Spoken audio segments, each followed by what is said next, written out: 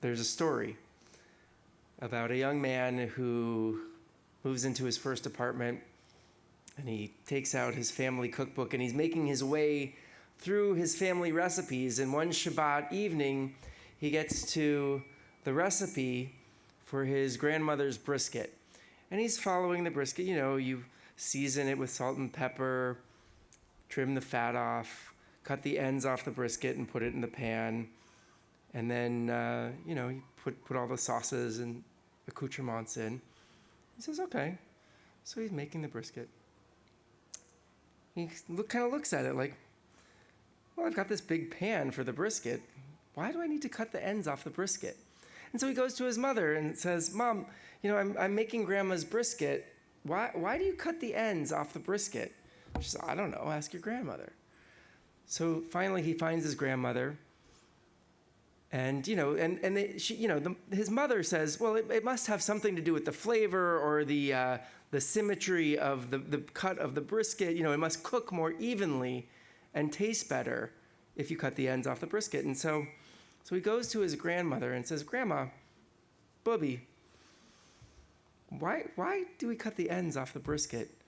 She says, oh, that. Your great-grandmother, when she was making brisket, only had a pan about yay big, so you had to cut the ends off the brisket so it would fit. I share that story because sometimes these things that we hold as sacred traditions or customs, particularly in a community such as this one, we hold them up. They feel sacred because we don't necessarily know where they came from. So we have this wonderful tradition of summer speakers, summer congregant speakers here at Beth Am. And the reason I share that story is because the very mundane, ordinary reason that we have summer speakers stems back to the days of Rabbi Axelrod. When he was the only rabbi here, he would take vacation in July and needed somebody to deliver some sort of message on Friday nights. And I believe actually the tradition was not only summer speakers, but congregants would lead services as well. You're on notice. And I bring that up, though, because our first speaker for this summer's summer series, summer congregant speaker series, Hal Plotkin, who grew up here at Beth Am, and I'll let him talk about his relationship with Rabbi Axelrod, but let's just say they knew each other, and Hal will elaborate. So it's my pleasure and honor to invite Hal Plotkin to share some words this evening.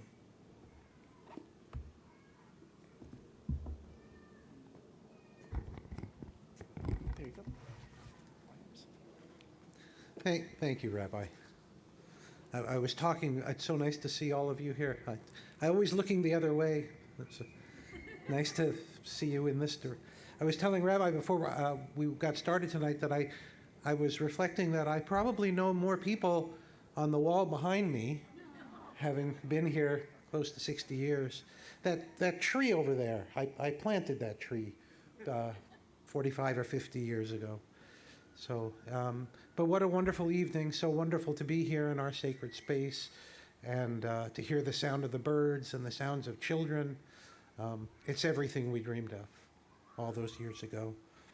Rabbi Wattenmaker asked me to speak tonight, though, about something most of you probably don't know about me, if you do know me or my family, and that is about my role as an organizer of the 1993 Middle East Peace Conference in Madrid, where I had an unplanned dinner with Yasser Arafat, and to also speak about my relationship with my mentor, Rabbi Sidney Axelrod of blessed memory. Rabbi Wattenmaker's request this evening is particularly timely given this week's Parsha, Matot Maseh, which focuses in part on the Torah's description of Israel's borders, as well as the fate of those guilty of what the Torah calls inadvertent murder in securing those lands. History does tend to repeat itself. I'll do my best, Rabbi, but I will by necessity leave some things out and abbreviate others. With Rabbi Wattenmaker's encouragement, I will do this tonight in the form of an open letter to my beloved Rabbi Axelrod. And I brought my tissues because I'm not sure how reliably I'll be able to get through this. This is a letter I have long wanted to write. Writing these types of letters is something I learned in grief counseling shortly after we lost my beloved wife, Lauren, Kira's mom, almost 6 years ago. There's a certain peace to be gained in writing letters like this. I now have a small collection of them, some of them to the people behind me. My dear Rabbi Axelrod, I have been meaning to write to you for a very long time. Please forgive my silence. But then again, you have not been very talkative in recent years either, so perhaps we can forgive each other. So much has happened since we lost you in 2006. I will fill you in as much as possible on what has happened in those years. But first, I want to make sure you know the positive difference that you made in my life. When we first encountered you here, Rabbi Axelrod, more than 50 years ago, just yards from where we sit tonight, we were an impoverished family of 3. My younger sister Sam, me, and my mother Kitty of blessed memory. My mom, my sister, and I had been abandoned by my father for reasons that don't merit description here tonight, because there are never any reasons for abandoning a wife and children that can ever make any sense. But from the very first moment you saw us, Rabbi Axelrod, you knew immediately that my mom had brought us here hoping to find God, because she and we desperately needed God's help. You made sure that my mom found you and this place, Bethel. You began by sending my sister and me to Camp Tawanga that very first summer, using your discretionary funds that had been donated by members of the congregation. Looking back, however, the most important of your gifts to me personally were all of our time together on that park bench. You had told me that your doctor had ordered you to get more exercise, but you explained that you were not a gym type of person, and that I would be doing you a favor if I would walk with you on a regular basis around your neighborhood. What your wife Marge, of blessed memory, and your doctor didn't know, however, is that our usual practice was to walk 10 minutes to the little park near your house, where we would find that favorite bench of ours and sit and chat until it was time to go back to your house and get credit for our exercise. I realize now, of course, you were simply making sure a troubled teenager had someone to talk with. We talked about everything under the sun, including, of course, Israel, where my sister and I had lived for 1 year earlier.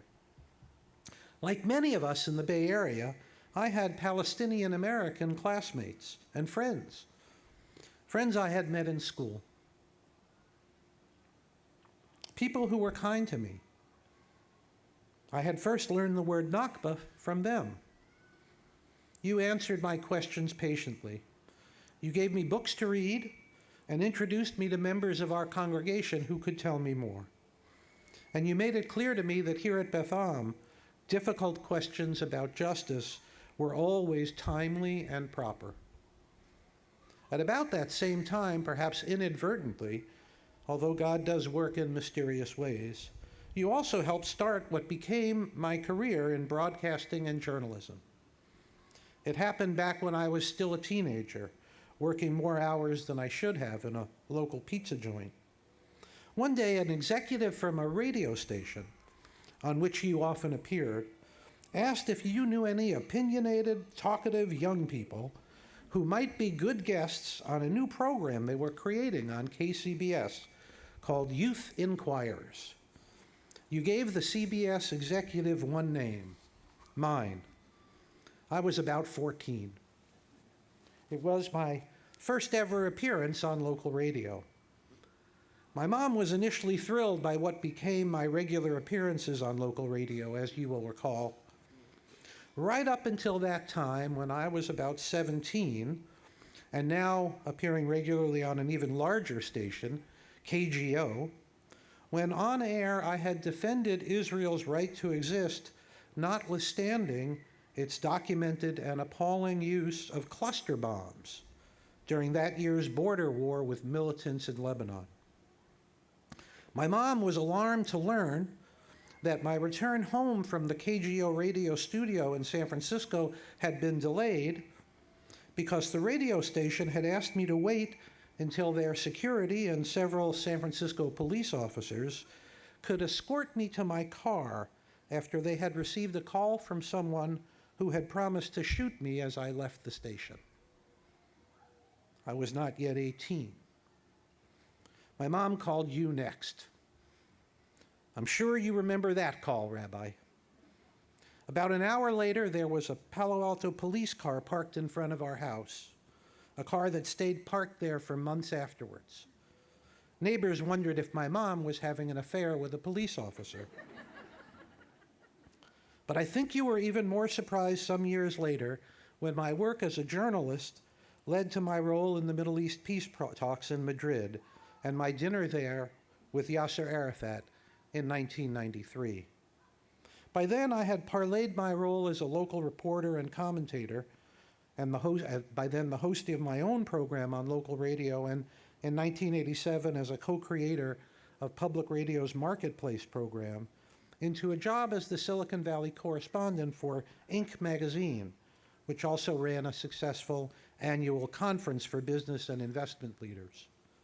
It was shortly after the historic Oslo Accords, where the Palestinian Liberation Organization had for the first time agreed to recognize the right of a Jewish state to exist in its historic homeland, and where Israel had agreed to recognize the PLO as a negotiating partner with respect to a final agreement.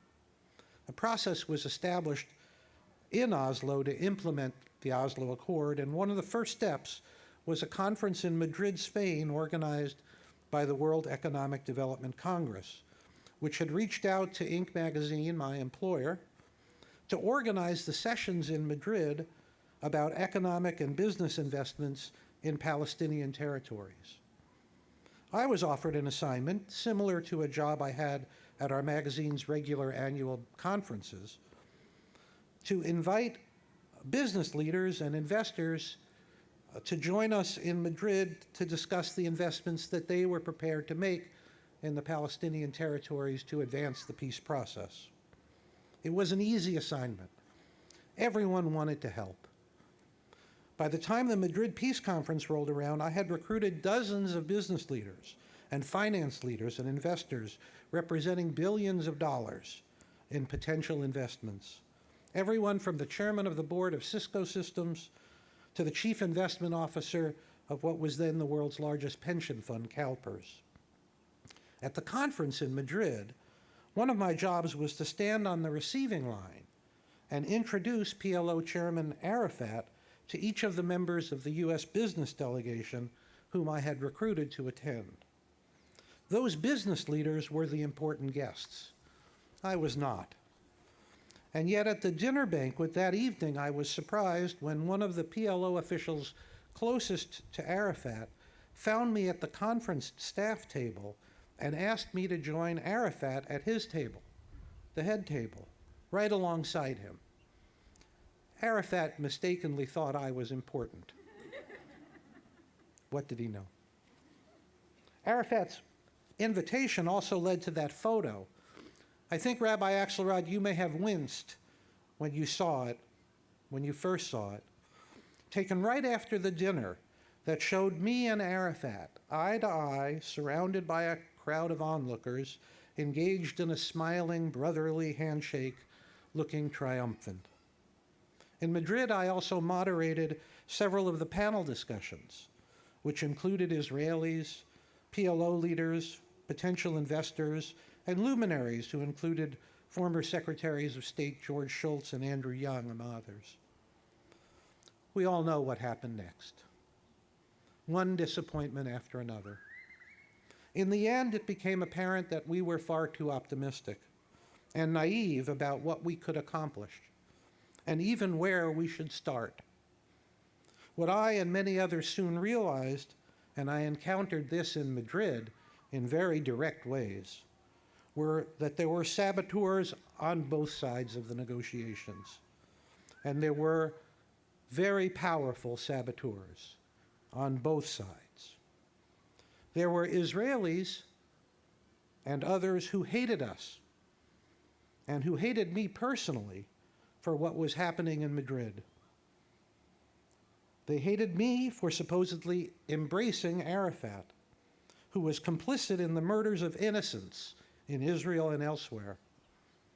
And there were people around Arafat who were furious with him for treating any Israelis or any American Jews as potential partners.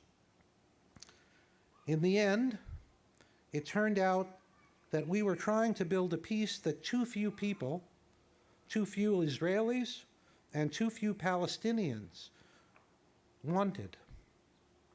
If you are a Jew who believes in what is sometimes called the Greater Israel Project, which among other items envisions rebuilding the Jewish temple via a reduction or even the destruction of the Muslim presence in Jerusalem, peace is not your goal. And if you are a Muslim who seeks to eradicate the Jewish presence in Jerusalem, no lasting peace can be found. In Madrid, we mistakenly thought we were brokering a deal between two sides which we had brought together. In reality, there were, and still are, 4 sides to the dispute. There are Jews and Palestinians and their supporters who want peace and coexistence, and there are Jews and Palestinians and their supporters who will accept nothing less than total victory for their side. 4 sides, not 2. There has never been a peace plan before or after Madrid that addresses or even not acknowledges this simple reality. 4 sides, not 2.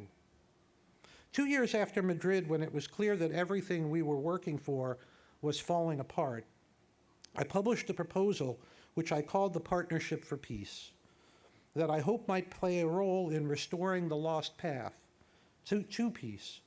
In short, my basic idea, for which I have long tried to gain support, was to start again by working to create economic incentives and rewards for incremental progress toward peace.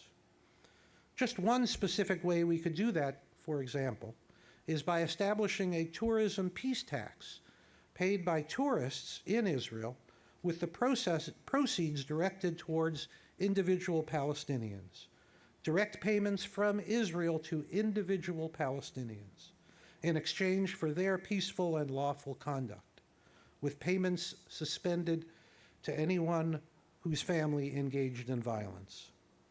I still think that this idea, or some version of it, changing the powerful economic incentives in the region, creating new meaningful economic incentives and rewards for peace, collaboration, reconciliation, and even where appropriate on both sides, reparations, and building the communities of support that can allow peace to take hold remains the critical element, even today. There is lots more I could say about that. But let me take a step back from specific negotiating details and focus on the bigger picture. Our Jewish tradition teaches us the concepts of Yetzer Hara, our innate inclination toward evil, and Yetzer HaTov, our inclination toward the divine. But which inclination wins in the end? Judaism teaches us that we have that choice every day, every hour, every moment. In the Middle East, we have, for the most part, been feeding the worst wolves inside us, our shared Yetzer Hara, for decades. There is and always was seemingly unlimited money to support violence and its associated profit streams, which are plentiful on both sides. But where is the unified strategy, and where are the resources properly matched to the need and the opportunity for building peace and cooperation and compromises that everyone can accept? To be sure, there are a few always under-resourced peace groups in Israel and elsewhere working towards these ends.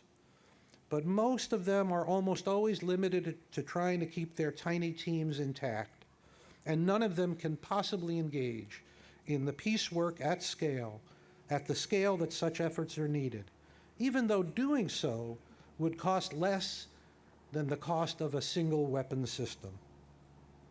Likewise, sadly, I have found no purchase over the years for my suggestions about creating economic incentives for peace.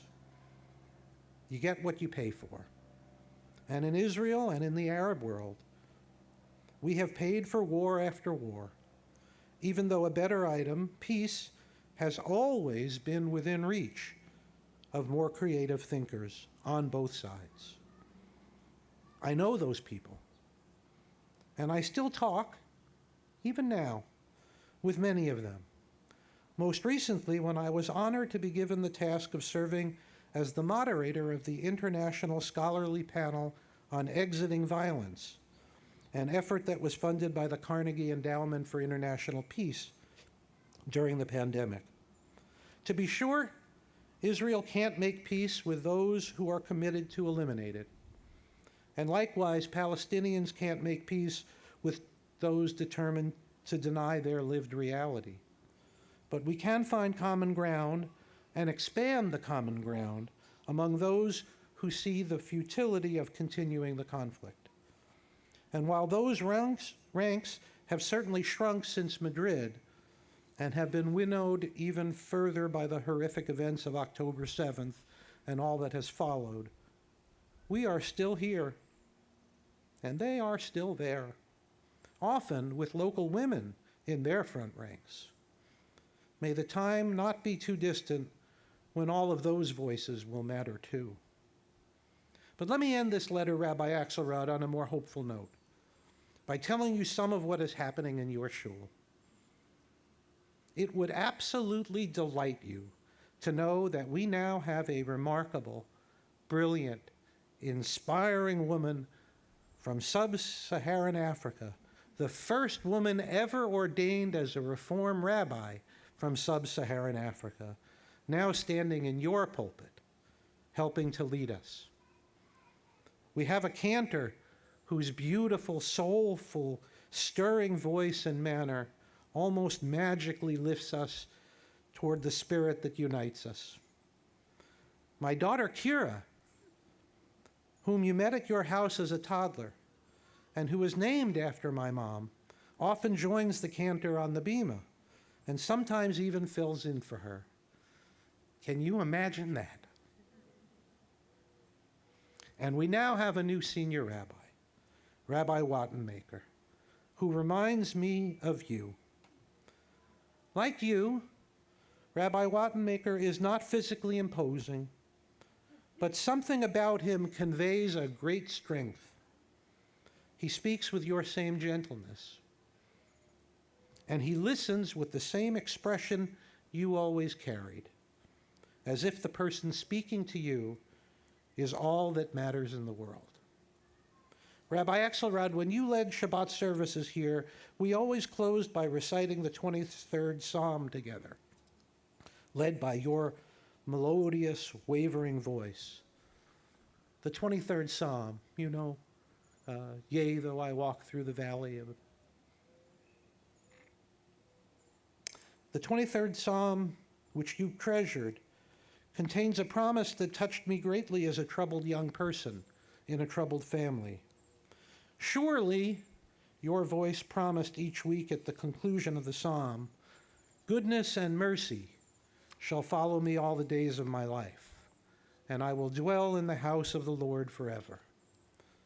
That was your promise, Rabbi.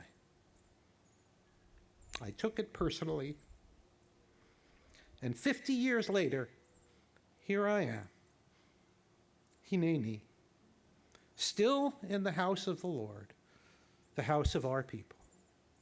So let me add my prayer to yours, with special thoughts of our brothers and sisters in the Middle East and everywhere that people suffer in darkness without hope. May the day be near when it finally becomes clear to all what our sages taught, that not by might and not by power, but by Spirit shall we prevail. Oh, and one final request. My dear Rabbi Axelrod, please save a space for me on the bench near you. We have a lot of other things to talk about. Shabbat Shalom.